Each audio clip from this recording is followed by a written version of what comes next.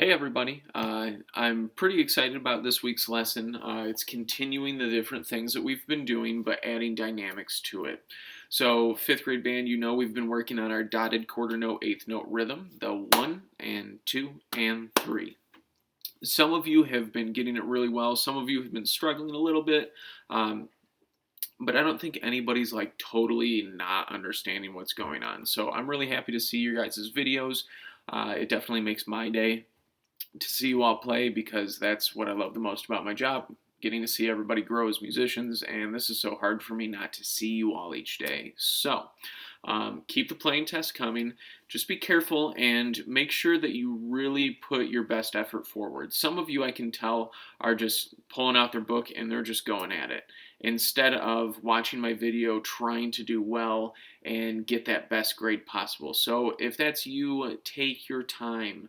You should watch these videos on Monday or Tuesday, and you should practice the piece that you're supposed to submit multiple times, and then you should be recording that video that you're actually going to submit to me. So please make sure that you are spending as much time as you can on that, making that video nice and solid for me, and really for you, so you can get a good grade and get the grade that you actually deserve. So, what we're going to do is number 131, okay? That's the theme from Symphony Number 9 by Beethoven. A lot of you, once you play it, or once you hear me play a little bit of it, you might know this melody. It's commonly known as Ode to Joy, and it's actually from Beethoven's Ninth Symphony, excuse me.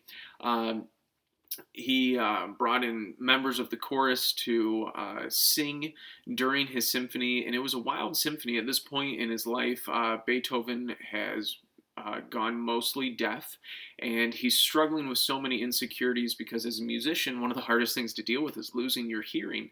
So, the story goes, actually, he premiered the Ninth Symphony, and his hearing was so bad at that point, they cut off the final chord of the fourth movement, and he stood there and he just kind of looked at the orchestra. And it wasn't until his principal violin player tugged on his sleeve and pointed to the audience that he even realized that the audience was going crazy. They were in a tizzy. They were so excited about how awesome the music was, but Beethoven couldn't even hear them clapping behind him. So, anyways, for a little bit of fun this week, why don't you guys look up Symphony Number 9 by Beethoven and listen to it. It only takes like an hour. It's kind of long, but it's a beautiful piece. And you can also look up Ode to Joy if that helps you prepare for this week. So, anyways, on to the assignment. Again, it's number 131, theme from Symphony Number 9 by Ludwig van Beethoven. So, I'm going to help you with the first four measures, okay? So the first thing I want you to do is I want you to look at the key signature. We are in our favorite key signature, concert B flat major. So trumpets, clarinets, you guys have no flats or sharps.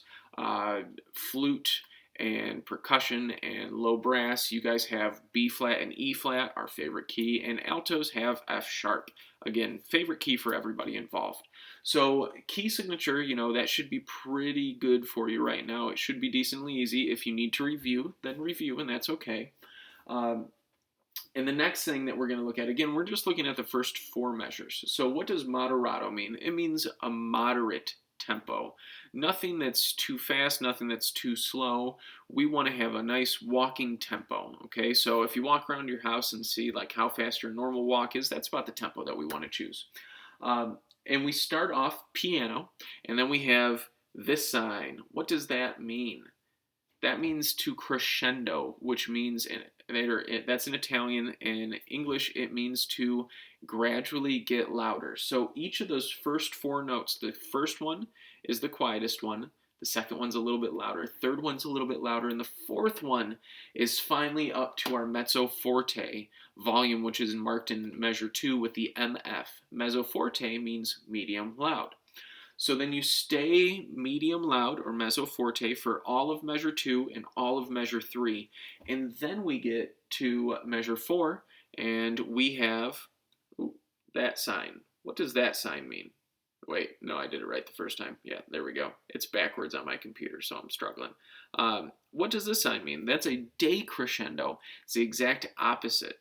It means to gradually get quieter. And where do we want to end up? If you look at the beginning of measure 5, we want to end up at piano. So in measure 4, each note gets quieter, okay? What I'm going to do is I'm going to play measure 1 for you, and I'm going to give you a good example of a crescendo, okay? So I checked my key. I have straight quarter notes. It's super easy. I'm going to play the first measure plus 1 note, okay? Here we go. 1, 2, ready? All right, I'm tonguing each note. I feel good about that. I'm going to do it again to make sure that my dynamics are good. Ready? And all right, I feel good about that. I have a nice mezzo forte sound at the end of measure 1 and the beginning of measure 2. Now, I'm going to play the first 3 measures, and I'm going to focus on that crescendo and then staying mezzo forte for that second and third measure. Here we go. 1, 2, first 3 measures. I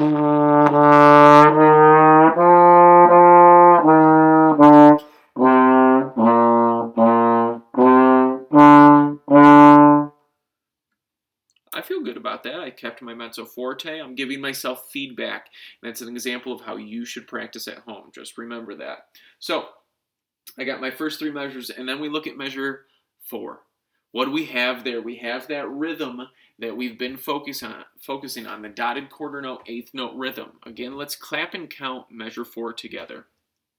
2 and ready, go. 1 and 2 and 3, 4. Again, measure 4, ready, go.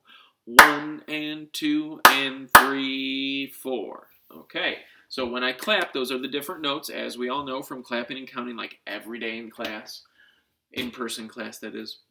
So let's go ahead and let's play measure 4. I'm going to ignore the dynamics at first because I want to make sure the rhythm is coming out, and that's the tough thing about measure 4. So here is measure 4. Ready? And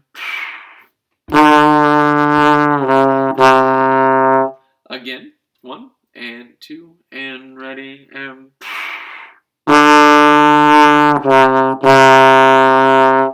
right, I feel good about that. 1 and 3. Okay, so now I want to add in my decrescendo. I'm going from mezzo forte down to piano, so I'm getting quieter.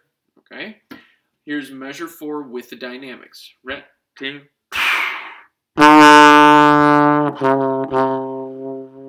Again, and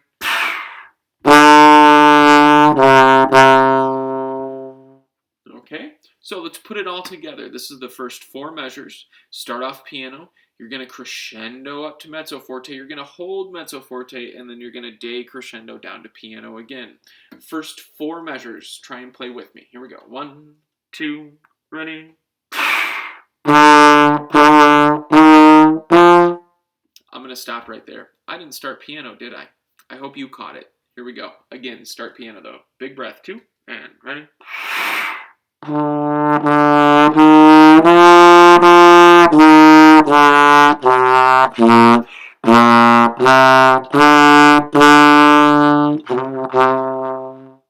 Again, I'm going to take a bigger breath. I'm going to fix my posture. Sometimes I forget when I'm in this corner of my house. That's what it is, I swear. Here we go. First 4 measures. Dynamics. Here we go. 2, and ready.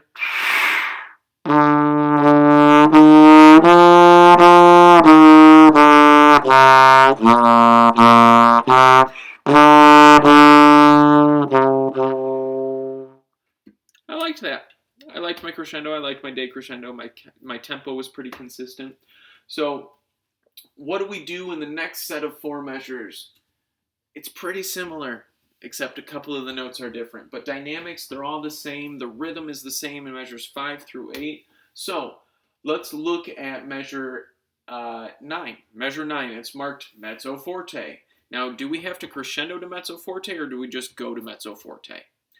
Hopefully, you know the answer is you just go to mezzo forte. If there's no crescendo and they just change a dynamic level, like we end measure 8 at piano, and then we get to measure 9 and it's mezzo forte, then you just change to mezzo forte. And they put a breath in between measure 8 and measure 9, so I'm not surprised that they put a dynamic change there. It just helps. So we're going to play measures 9 and 10, but first we're going to clap and count. All right, measure 9 and 10. It should be pretty easy. 1, 2, and ready, go. 1, 2, 3, 4. 1, 2, and 3, 4. All right, not bad. Do it again. Measure 9 and 10. Clap and count. It's right above your mezzo forte. Ready and go. 1, 2, 3, 4. 1, 2, and 3, 4. Good. Hopefully good. So now let's play it. It's all mezzo forte. You got 2 measures to play, and then we're going to add 1 note. So we want to play measures 9, 10, and your first note of 11. Here we go. And 1, and 2, and ready.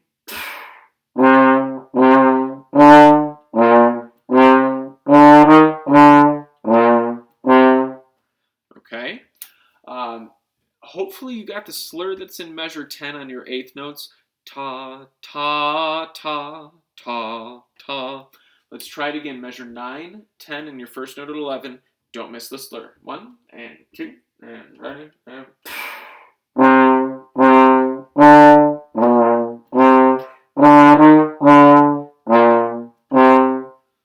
Okay. All right.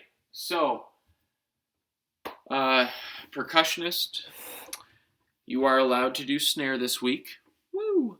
Watch your sticking in your videos. I need to make sure that I can see how you are doing your flams. And if you look at the first measure, second measure, and third measure, and also measure 5, 6, and 7, you have paradiddles that start with a flam. So we're looking at left, right, left, right, right. Left, right, left, right, right. That's measure 1, okay? All you got to do is worry about there's a flam on the first note, and then you play quarter notes as a paradiddle, okay? 1, 2, 3, 4. 1, 2, 3, 4. 1, 2, 3, 4. Okay? You will be fine. Just make sure that you watch measure 4. You have 1 and 2 and 3, 4. I know that these rhythms can be tough, especially when you all don't see me, but I promise it'll get better. It will get better. So keep up the good work, 5th grade. When you submit your video, include the word dog, and I will give you extra credit because it shows me that you watched my video. Don't tell your friends that I gave you that, okay? If they didn't watch their video, don't give them the extra credit. So if you watch the video, include the word dog with your playing test, and I'll give you extra credit, 5 points. So, all right, see you, band fam.